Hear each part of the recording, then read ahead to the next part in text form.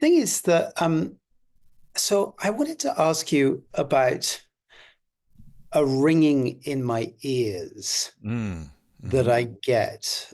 And I've had this for like many years when I meditate. mm, And it's kind of it's become like a really nice thing to have because when I hear it, I mm, kind of feel like, okay, this is a good place to be. hmm, But recently, like I guess it's become stronger. hmm And at the risk of, it becoming sort of so strong that it is actually like a tinnitus and that it's hmm actually kind of annoying.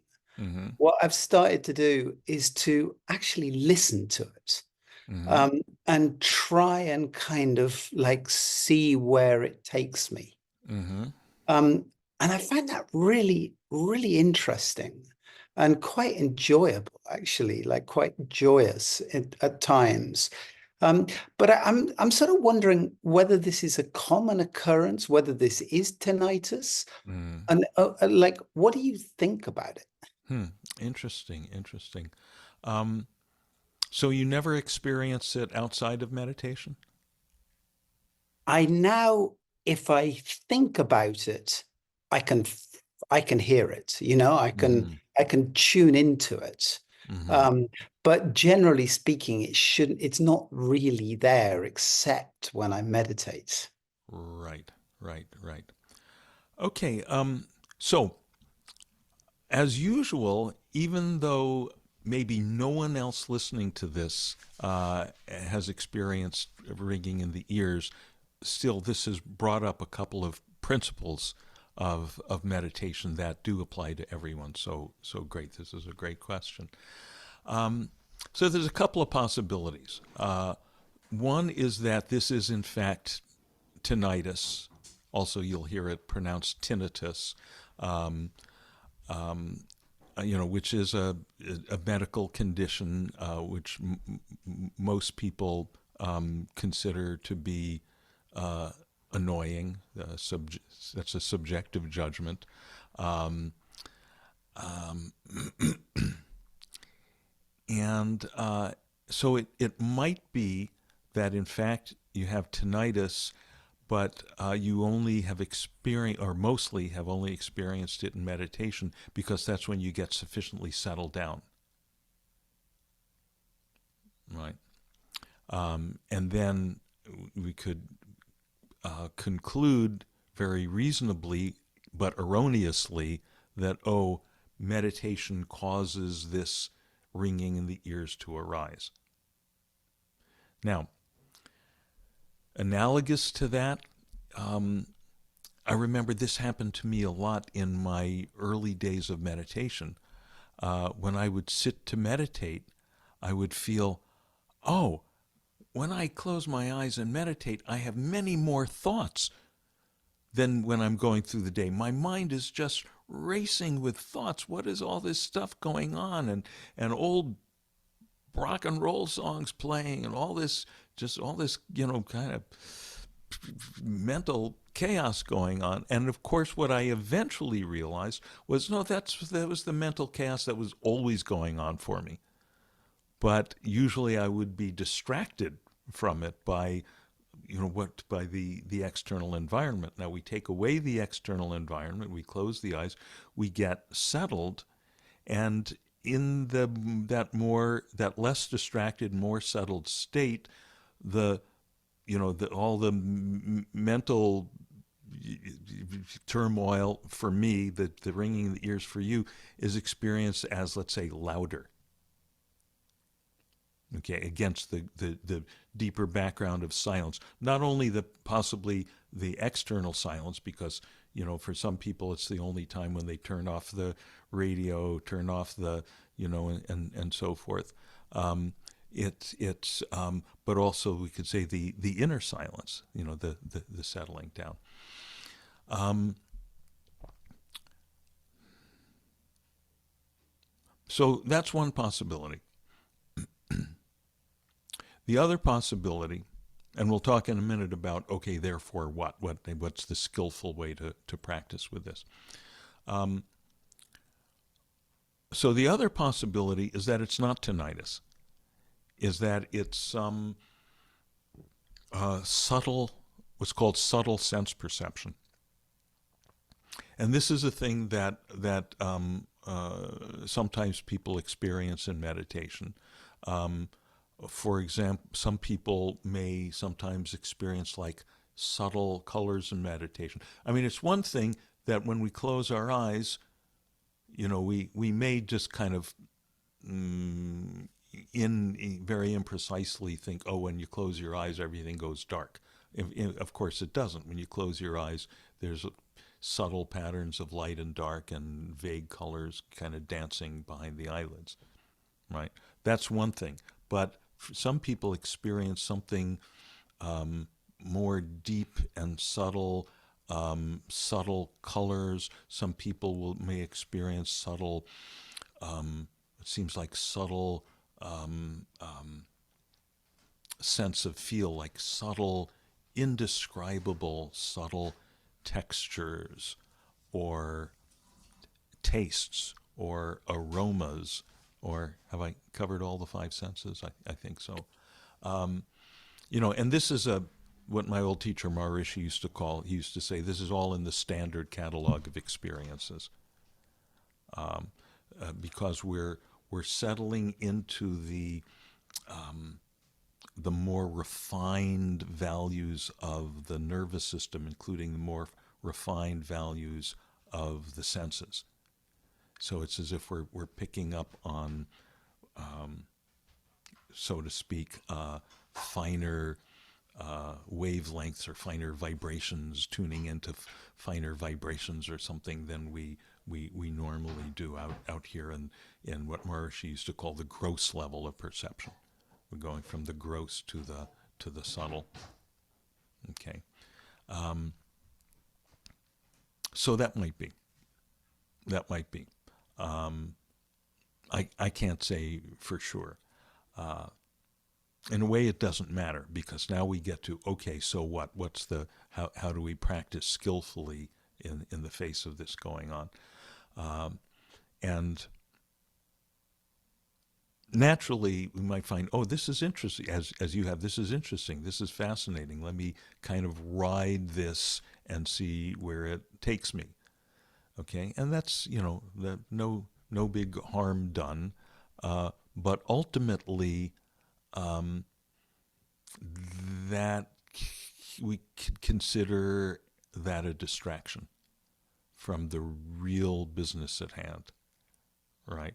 What is the real business at hand to allow awareness itself to settle back into itself, right? To allow the I to marinate in the I, and whatever else happens to be there along with it, not to push it away, not to pull it toward, not to favor, not to reject. I remember in my days with Maharishi, we were practicing TM, Transcendental Meditation, which what works with using a mantra. And I remember Maharishi saying, yeah, if in talking about this subtle sense perception, which sometimes, if you really in its full blown aspect is, you'll hear it referred to as celestial perception. So you can imagine how enticing that could be. And I remember Maharishi saying once, yeah, so if you see God and all his angels descend singing hosannas and spectacular colors and all that, you just come back to the mantra. So in our case of this practice, you just come back to awareness of our own beingness, awareness of the space-like nature of awareness itself. And whatever else is there, just let it be there. Was that helpful?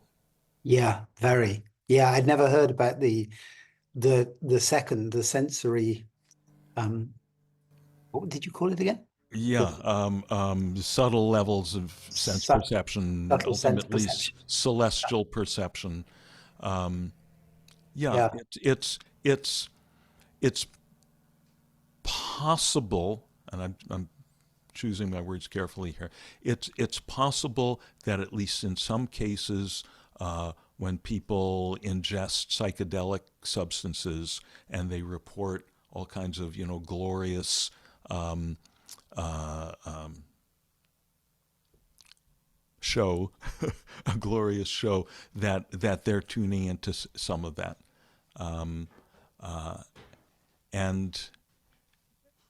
and even then in the context of psychedelic exploration, I think the most skillful explorers will also say, yeah, but that's really not the core of what we're doing here.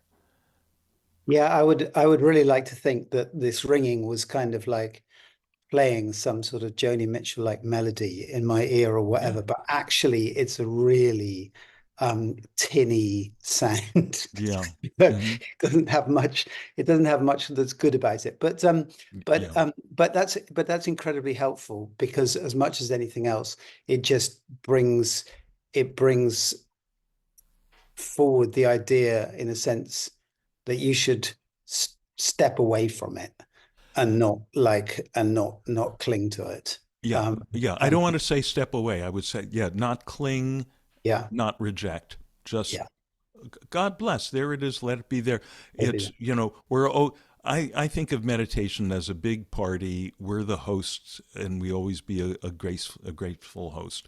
We let, whatever, ringing in the ear, hello, welcome, come on in. Uh, um, uh, uh, um, Childhood memory, fine. When did that one go out the door? I don't know. Fine. It's all, I'm just here to keep all the doors open. Keep the doors open, keep the windows open. Things come in, things come out. It's all good. It's all good. thanks, thanks, Dean. There's that wonderful line from Saint Paul where he says the word that a phrase that Saint Paul uses sometimes for this recognition of the boundlessness of our own nature. He calls it the day of the Lord, right? And he says the day of the Lord comes like a thief in the night. I just love that. I find that very, very powerful. Like a thief in the night. Okay, how does a thief come in the night? Well, he comes in the dark, right? He comes in it's not going to be within the purview of our supervision and our making choices. Oh, this is good. This is part of the good meditative experience, and this is no. It's all we're as if blindfolded to it, and it comes like a thief in the night. It sneaks up on us. It just comes, it finds the open door, the open window. So there's nothing for us to do except sit with all our doors and windows flung wide open and be quiet so we don't scare the thief away. Because the thief is going to come and steal all our suffering. And I want to say one more thing to uh, that's important to Henry and everyone else, which is anytime uh, anything comes up associated with our meditation that might have a medical aspect, like maybe this is tinnitus, or maybe this is whatever XYZ. Anytime there might be a medical component, it's a good idea to have it checked out. Find out what the doctor says. Maybe the doctor says, scratches their head. They say, I don't know. Maybe they say it's this. Maybe they say, oh, there's no treatment for that. Or maybe they say there is. Okay, here's the most state of the art treatment for that. But I've known of cases where people, have had what turned out to be medical conditions that needed attention, and they concoct some, you know, meditative explanation for it, which winds up to be a bad idea. It winds up to be, a pretext for neglecting their body. And, these bodies are one to a customer, or at least one at a time.